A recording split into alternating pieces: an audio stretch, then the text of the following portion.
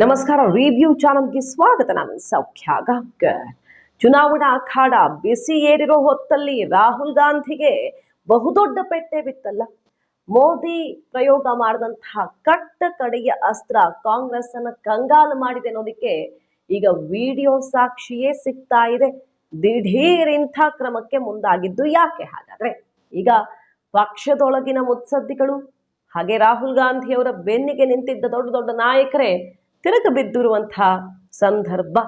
ಮಾಹಿತಿ ಮುಂದೆ ಇಟ್ಟಾಗಿದೆ. ಮಿಸ್ ಮಾಡಿದ್ರೆ ನಮ್ಮ ಚಾನಲ್ನ ಸಬ್ಸ್ಕ್ರೈಬ್ ಮಾಡಿ, ಹಾಗೆ ನಿಮ್ಮ ಅಭಿಪ್ರಾಯ ಕಮೆಂಟ್ ಮಾಡಿ ತಿಳಿಸಿ. ಎಸ್ ವೀಕ್ಷಕರೇ, ರಾಹುಲ್ ಗಾಂಧಿ ಸೇರಿದಂತೆ ಕಾಂಗ್ರೆಸ್ಸಿಗರು ಮತ್ತು ಪ್ರಣಾಳಿಕೆಯಲ್ಲಿನ ಕೆಲವು ವಿಚಾರಗಳು ಬಿಜೆಪಿಗರಿಗೆ ಈಗ ಬಹುದೊಡ್ಡ ಅಸ್ತ್ರ ಆಗಿದೆ. ಹೋದಲ್ಲಿ ಬಂದಲ್ಲಿ ಸಂವಿಧಾನವನ್ನೇ ಬದಲಿಸ್ಬಿಡ್ತಾರೆ ಬಿಜೆಪಿಯವರು ಬಂದ್ರೆ, ಮೋದಿ ಮತ್ತೊಮ್ಮೆ ಪ್ರಧಾನಿ ಆದ್ರೆ ಅಂತ ವಾಗ್ದಾಳಿ ನಡೆಸಿದ್ರು. ಇದುವರೆಗೆ ಬಿಜೆಪಿ ಏನಾದರೂ ಒಂದು ವಿಚಾರವನ್ನು ಎತ್ಕೊಳ್ತಿತ್ತು, ಕಾಂಗ್ರೆಸ್ ಅದಕ್ಕೆ ಆನ್ಸರ್ ಮಾಡಿಕೊಂಡೇ ಟೈಮ್ ಕಳೆದು ಹೋಗ್ಬಿಡ್ತಿತ್ತು. ಆದರೆ ಈ ಸಲ ಬಿಜೆಪಿಯನ್ನ ಕಾಂಗ್ರೆಸ್ನ ಸ್ಟೇಟ್ಮೆಂಟ್ ಡಿಸ್ಟರ್ಬ್ ಮಾಡ್ತು. ಅದು ಸಂವಿಧಾನ ಬದಲಿಸ್ಬಿಡ್ತಾರೆ ಅನ್ನುವಂಥ ವಿಚಾರ, ಮೀಸಲಾತಿ ರದ್ದಾಗ್ಬಿಡುತ್ತೆ ಅನ್ನೋ ಮೆಸೇಜ್ ಕೊಟ್ಟಿದ್ದು. ಆಗ ಬಿಜೆಪಿ ಮೋದಿ ಅಮಿತ್ ಶಾ ಕೈಗೆತ್ತಿಕೊಂಡ ಅಸ್ತ್ರವೇ ಕಾಂಗ್ರೆಸ್ ಹಿಂದೂಗಳ ಮಂಗಳಸೂತ್ರವನ್ನು ಬಿಡದೆ ಎಲ್ಲ ಆಸ್ತಿ ಪಾಸ್ತಿಯನ್ನ ಮುಸಲ್ಮಾನರಿಗೆ ಅಥವಾ ನುಸುಳುಕೋರರಿಗೆ ಹರಿದು ಹಂಚಿಬಿಡುತ್ತೆ, ಹೆಚ್ಚು ಮಕ್ಕಳಿರೋರಿಗೆ ಹಂಚಿಬಿಡುತ್ತಾರೆ ಅಂತ ಅಸ್ತ್ರ ಪ್ರಯೋಗಿಸೋದಕ್ಕೆ ಶುರು ಮಾಡಿದ್ದಾರೆ. ಈಗಾಗಲೇ ನಾವು ರಿಪೋರ್ಟ್ ಮಾಡಿದ್ವಿ ಬಹಳ ಡೀಟೇಲ್ ಆಗಿ, ಬಿಜೆಪಿ ಯಾವ ರೀತಿ ಕಾಂಗ್ರೆಸ್ಗೆ ಎಲೆಕ್ಷನ್ ಹೊಸ್ತಿಲಲ್ಲಿ ಮಾಸ್ಟರ್ ಸ್ಟ್ರೋಕ್ ಕೊಟ್ಟಿದೆ ಅಂತ. ಈ ತಿರುಗೇಟಿಗೆ ಕಾಂಗ್ರೆಸ್ ಕಂಗಾಲಾಗಿರೋದು ಸ್ಪಷ್ಟವಾಗಿ ಕಾಣಿಸ್ತಾ ಇದೆ. ಯಾಕಂದ್ರೆ ರಾಹುಲ್ ಗಾಂಧಿ ಕೊಟ್ಟಂತಹ ಸ್ಟೇಟ್ಮೆಂಟ್ ಅನ್ನ, ವೆಲ್ತ್ ಡಿಸ್ಟ್ರಿಬ್ಯೂಷನ್ ಎಕ್ಸ್ರೇ ಮಾಡಿ, ಆಸ್ತಿ ಪಾಸ್ತಿ ಎಲ್ಲ ಎಕ್ಸ್ರೇ ಮಾಡಿ ಹಂಚ್ತೀವಿ ಸಮಾನವಾಗಿ ಅನ್ನುವಂಥ ಹೇಳಿಕೆ ಇದೆಯಲ್ವಾ, ಅದು ಕಾಂಗ್ರೆಸ್ನ ಒಳಗಡೆನೆ ಟೆನ್ಷನ್ ತಂದಿಟ್ಟಿತ್ತು. ದೇಶದ ಜನರ ಆಸ್ತಿ ಪಾಸ್ತಿ ವೆಲ್ತ್ ಎಲ್ಲ ಎಕ್ಸ್ರೇ ಆಗತ್ತೆ, ಸ್ಕ್ಯಾನ್ ಆಗತ್ತೆ, ಸಂಪೂರ್ಣ ಪರಿಸ್ಥಿತಿ ಬದಲಾಗತ್ತೆ ಅಂತ ರಾಹುಲ್ ಗಾಂಧಿ ಅವರು ಆಡಿದ ಮಾತುಗಳು ಯಾವ ರೀತಿ ಕಿಡಿ ಹೊತ್ತಿಸಿತ್ತು ನೋಡಿದ್ವಿ ನಾವು. ಪಕ್ಷದ ಒಳಗಡೆನೆ ಇದಾಗೋದು ಅಲ್ಲ, ಬಿಡೋದು ಅಲ್ಲ, ಕೊನೆಗೆ ನಾವು ಸುಮ್ಮನೆ ದೊಡ್ಡ ಹೊರೆಯನ್ನು ಹೊತ್ಕೊಂಡಂಗೆ ಆಗ್ತಿದ್ಯಾ ಅನ್ನೋದ್ರ ಬಗ್ಗೆ ಪಕ್ಷದ ಒಳಗಡೆನೆ ಅಸಮಾಧಾನ, ಅದಕ್ಕೆ ರಿಯಾಕ್ಷನ್ ಕೊಡೋದಿಕ್ಕೆ ಕಸಿ ಬಿಸಿ ಆಗಿದ್ರು ಕಾಂಗ್ರೆಸ್ ನಾಯಕರು. ಈಗ ಬಿಜೆಪಿಗರು ಎತ್ತುಕೊಂಡ ರೀತಿ ಇದೆಯಲ್ಲ, ಕಂಗಾಲಾಗಿದೆ ಕಾಂಗ್ರೆಸ್ ಅನ್ನೋದಕ್ಕೆ ಸ್ಪಷ್ಟವಾದ ವಿಡಿಯೋ ಸಾಕ್ಷಿನೇ ಹೊರಬಿದ್ದಿದೆ ನೋಡಿ. ದಿಢೀರ್ ಅಂತ ರಾಹುಲ್ ಗಾಂಧಿಯವರ ಭಾಷಣದ ಆ ಸಾಲು ಮ್ಯೂಟ್ ಆಗ್ಬಿಟ್ಟಿದೆ. ಹಾಗಾದ್ರೆ ಕಾಂಗ್ರೆಸ್ ತಾನು ಹೇಳಿದ್ದನ್ನ ಸಮರ್ಥನೆ ಮಾಡ್ಕೊಳ್ಳೋ ಪರಿಸ್ಥಿತಿಯಲ್ಲಿ ಇಲ್ವಾ? ಕೈ ಸುಟ್ಕೊಂಡು ಬಿಡ್ತಾ? ಡ್ಯಾಮೇಜ್ ಕಂಟ್ರೋಲ್ಗೆ ಸಮಯ ಕೂಡ ಕೈ ಮೀರಿ ಹೋಯ್ತಾ ಅನ್ನೋ ಮಟ್ಟಿಗೀಗ ಕುತೂಹಲಕ್ಕೆ ಕಾರಣ ಆಗಿದೆ. ದಿಢೀರ್ ಅಂತ ರಾಹುಲ್ ಗಾಂಧಿ ಸ್ಪೀಚ್ ಅಲ್ಲಿ ಹಿಂದೂಸ್ತಾನದ ವೆಲ್ತ್, ಹಿಂದೂಸ್ತಾನದ ಆಸ್ತಿ ಅನ್ನುವಂಥ ಪದವನ್ನ ಮ್ಯೂಟ್ ಮಾಡಲಾಗಿದೆ.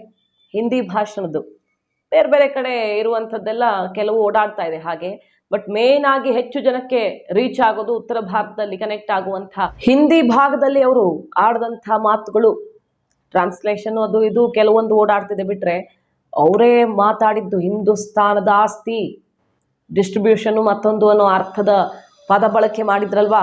ಇಷ್ಟು ದೊಡ್ಡ ಪ್ರಮಾಣದಲ್ಲಿ ಕಾಂಟ್ರವರ್ಸಿ ಆಗಿ ಬಿಜೆಪಿಗೆ ಬ್ರಹ್ಮಾಸ್ತ್ರವಾಯ್ತಲ್ಲ, ಆ ಪದವನ್ನೇ ಮ್ಯೂಟ್ ಮಾಡಿಬಿಟ್ಟಿದ್ದಾರೆ. ವಿಡಿಯೋ ನಿಮ್ಮ ಮುಂದೆ ಇರ್ತೀವಿ ನೋಡಿ. Particularly the Muslim minority are empowered to share equitably in the fruits of development. They must have the first claim on our resources. इसके बाद हम फाइनेंशियल और इंस्टीट्यूशनल सर्वे करेंगे, ये पता लगाएंगे हिंदू किसके हाथों में है, कौन से वर्ग के हाथ में है, और इस ऐतिहासिक कदम के बाद हम क्रांतिकारी काम शुरू करेंगे. जो आपका हक बनता है वो हम आपके लिए आपको देने का काम करेंगे. उन्होंने कहा है कि अगर कांग्रेस की सरकार बनेगी तो हरेक की प्रॉपर्टी का सर्वे किया जाएगा.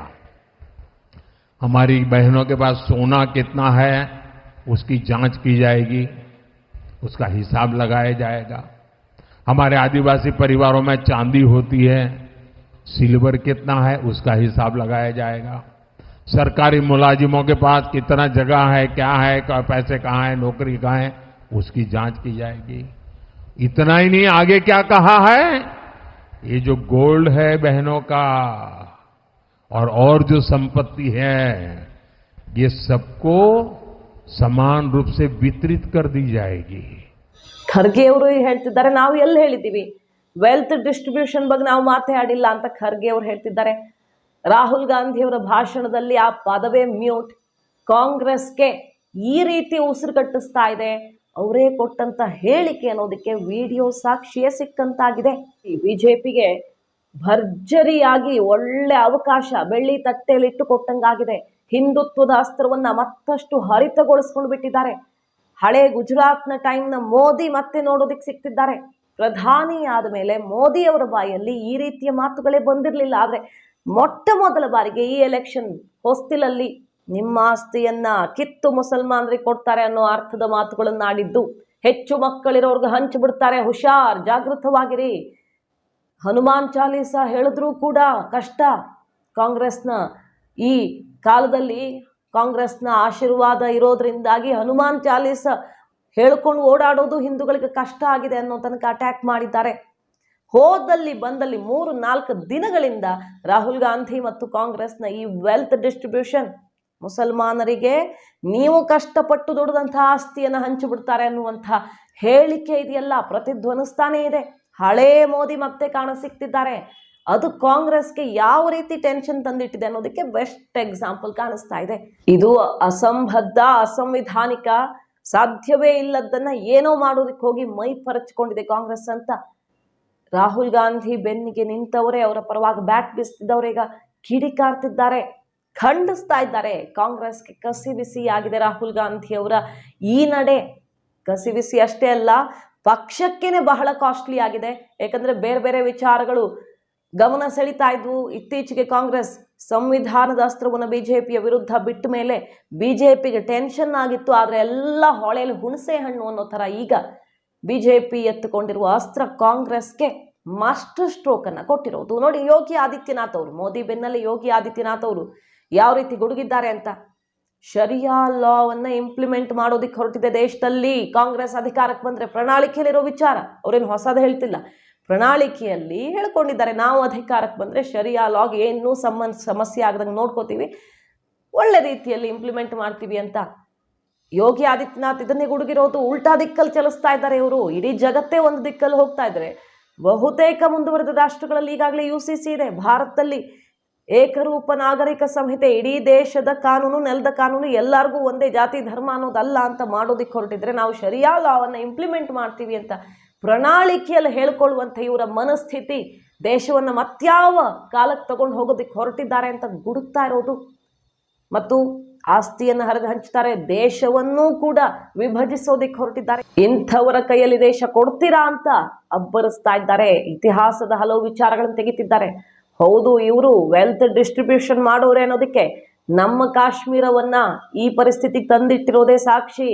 ಯಾವ ರೀತಿ ಹಂಚಿದ್ದಾರೆ ನೋಡಿ ಅನ್ನೋದು ಒಂದ್ ಕಡೆ. ಮತ್ತೊಂದು ಕಡೆ 1950 ಆ ಟೈಮಲ್ಲಿ ಟಿಲ್ಲರ್ಸ್ ಲಾ, ಲ್ಯಾಂಡ್ ಲಾರ್ಡಿಂದ, ಭೂಮಿಯ ಒಡೆಯನಿಂದ ಉಳುವವನಿಗೆ ಕಾಶ್ಮೀರದಲ್ಲಿ ಯಾವ ರೀತಿ ಜಮೀನು ಹಂಚುವ ಕಾನೂನನ್ನು ತಂದು ಅನ್ಯಾಯಕ್ಕೊಳಪಡಿಸಲಾಯಿತು. ಸುಮಾರು 9,000 ಹಿಂದೂ ಲ್ಯಾಂಡ್ ಲಾರ್ಡ್ಸ್, ಅದರಲ್ಲೂ ಕಾಶ್ಮೀರಿ ಪಂಡಿತರು ತಮ್ಮ ಭೂಮಿಯನ್ನು ಕಳ್ಕೊಂಡ್ರು.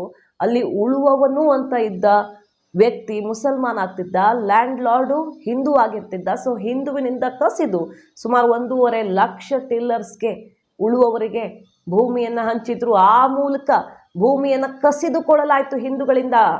ಜಮ್ಮು ಕಾಶ್ಮೀರ ಭಾಗದಲ್ಲಿ ಮುಸಲ್ಮಾನ್ ಲ್ಯಾಂಡ್ ಲಾರ್ಡ್ಸ್ ಇದ್ದಾಗ ಅವರವರೇ ಫ್ಯಾಮಿಲಿಯಲ್ಲಿ ಜಾಸ್ತಿ ಜನ ಇದ್ದವರೆಲ್ಲ ಒಬ್ಬೊಬ್ಬರು ಹೆಸರಿಗೂ ಹಂಚಿ ತಮ್ಮ ಹತ್ರ ಜಾಸ್ತಿ ಜಮೀನಿಲ್ಲ ಅನ್ನೋ ರೀತಿಯಲ್ಲಿ ಆ ಕಾನೂನಿಗೆ ತಾವು ಒಳಪಡದಂತೆ ಅಧಿಕಾರಿಗಳ ಜೊತೆಗೆ ಭ್ರಷ್ಟಾಚಾರ ಮತ್ತೊಂದು ಅಂತ ಸೇಫ್ ಆದರು. ಆದರೆ ಹಿಂದೂಗಳು, ಕಾಶ್ಮೀರಿ ಪಂಡಿತರು ಜಮೀನನ್ನು ಕಳ್ಕೊಂಡ್ರು. ಇವರ ಅವಧಿಯಲ್ಲಿ ಅಲ್ಲಿದ್ದು ಬೇರೆ ಅಧಿಕಾರ ಆದ್ರೂ ಕಾಂಗ್ರೆಸ್ ಆಡಳಿತದ ಅವಧಿಯಲ್ಲಿ ದೇಶದಲ್ಲಿ ಏನೇನಾಗಿತ್ತು ಅನ್ನುವಂಥ ವಿಚಾರಗಳನ್ನು ಒಂದೊಂದೇ ಹೆಕ್ಕಿ ತೆಗಿತಾ ಇದ್ದಾರೆ. ನೋಡಿ, ಇಂಥದ್ದಾಗಬಹುದು, ಮತ್ತೆ ನಿಮ್ಮ ಆಸ್ತಿ, ನಿಮ್ಮ ಜಮೀನು, ನಿಮ್ಮ ಚಿನ್ನವನ್ನ ಹಂಚಬಹುದು, ಹುಷಾರ್ ಅನ್ನುವಂಥ ಎಚ್ಚರಿಕೆಯನ್ನ ಕೊಡ್ತಾ ಇದೆ ಬಿಜೆಪಿ. ಇದು ದೇಶದ ಮೂಲೆ ಮೂಲೆಯನ್ನು ತಲುಪ್ತಾ ಇರೋದು.